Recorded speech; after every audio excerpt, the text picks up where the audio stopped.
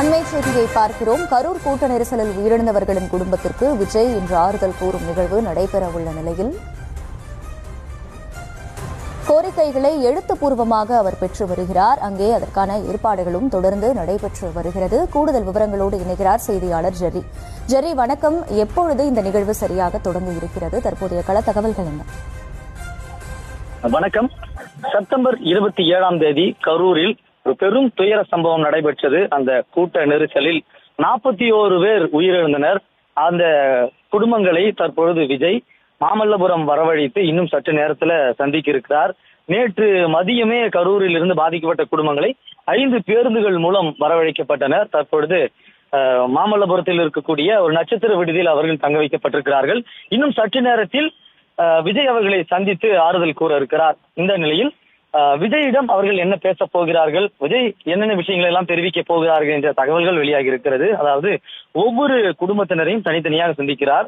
அனைத்து குடும்பங்களும் ஒரே அரங்கில் இருந்தாலும் கூட விஜய் பேசும்போது மட்டும் அந்த குறிப்பிட்ட குடும்பத்தினர் தனியாக ஒரு அறையில சந்திக்க இருக்கிறார். அவர்களிடம் ஒவ்வொருவரிடமும் ஒரு கோப்புகள் கொடுக்கப்படுகிறது. அந்த கோப்பில் உயிரிழந்தவர்களுடைய விவரம் மற்றும் அந்த குடும்பத்தினுடைய கோரிக்கைகள் என்னென்ன என்பதை, அதாவது வேலை வாய்ப்புகள் தேவையா, அல்லது கடன் சுமை இருக்கிறதா, சுய தொழில் செய்ய விருப்பம் இருக்கிறதா, இது என்பன போன்ற அவர்களுடைய முக்கிய கோரிக்கைகள் அடங்கிய அந்த ஃபைல் கொடுக்கப்படுகிறது. அந்த ஃபைல் முதலில் உயிரிழந்தவனுடைய விவரம் இருக்கும், அவருடைய வயது, அவருடைய புகைப்படம் இருக்கும், அந்த குறிப்பிட்ட இறந்தவர்களுடைய விவரம்.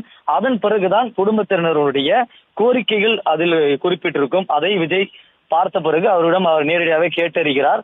அவருடன் கல்வியாளர் ஒருவரும் இருக்கிறார். காரணம், பாதிக்கப்பட்ட குடும்பங்களில் இருக்கக்கூடியவர்களுடைய கல்வி செலவை பார்த்துக் கொள்வதாக அவர்கள் ஏற்கனவே உறுதியளித்திருக்கக்கூடிய சூழலில் நேரடியாக பாதிக்கப்பட்ட குடும்பங்களை சந்தித்து அந்த வாக்குறுதியை அளிக்க இருக்கின்றனர். இன்னும் சற்று நேரத்தில் அந்த நிகழ்வு தொடங்க இருக்கிறது.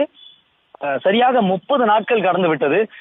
கரூர் துயர சம்பவம் நடந்து பல்வேறு கட்சி தலைவர்கள், பிரமுகர்கள் சென்று பாதிக்கப்பட்ட குடும்பங்களை நேராக சந்தித்து ஆறுதல் தெரிவித்திருக்கக்கூடிய சூழலில் நேரடி தொடர்புடைய தமிழக வெற்றி கழக தலைவர்கள் இதுவரை நேரில் சந்திக்காத சூழலில் தற்பொழுது கரூரில் இருந்து அவர்களை இங்கு வரவழைத்து விஜய் தற்பொழுது சந்திக்க இருக்கிறார். அவருடைய குறைகளையும் அவருடைய கோரிக்கைகளையும் கேட்டறிய இருக்கிறார்.